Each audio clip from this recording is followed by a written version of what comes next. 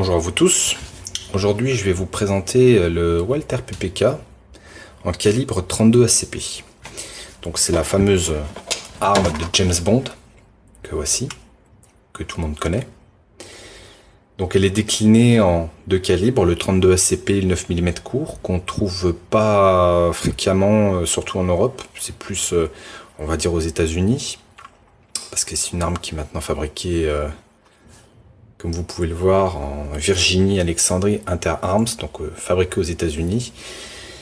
Donc elle possède dans son boîtier deux types de chargeurs. Donc Walther PPK, pourquoi? Parce que 7 coups. Walther PPK S, 8 coups.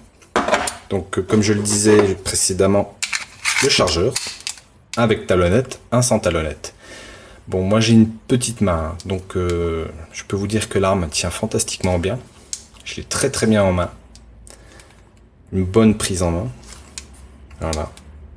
Aucun souci. C'est une arme, comme je le disais, donc qui est en calibre 32 ACP.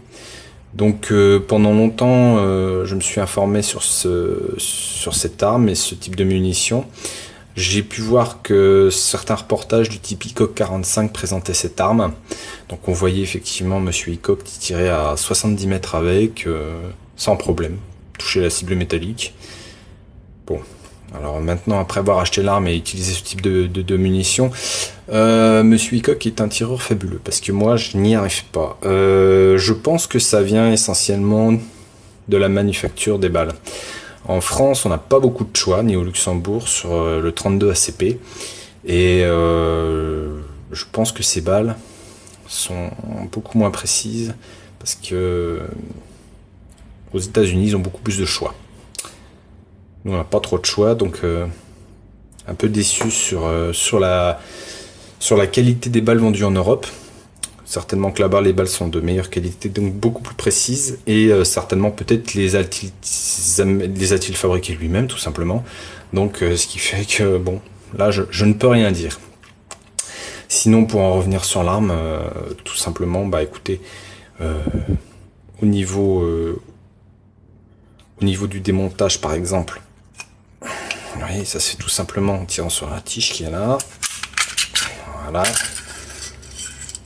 Donc elle est en deux parties.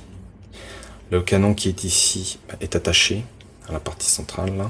Donc au niveau du nettoyage, il y a juste à passer une tige brosse métallique et puis nettoyer un petit peu. Sinon au niveau du remontage, tout simple, hein, on remet le ressort qui est là, tout bêtement. On ajuste avec la culasse mobile.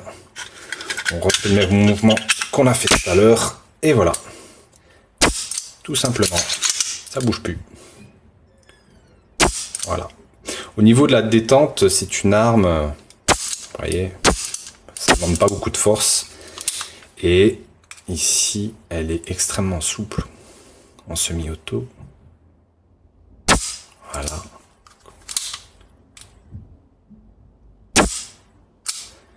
Deuxième avantage de cette arme, c'est qu'on peut observer effectivement qu'il y a un petite sécurité.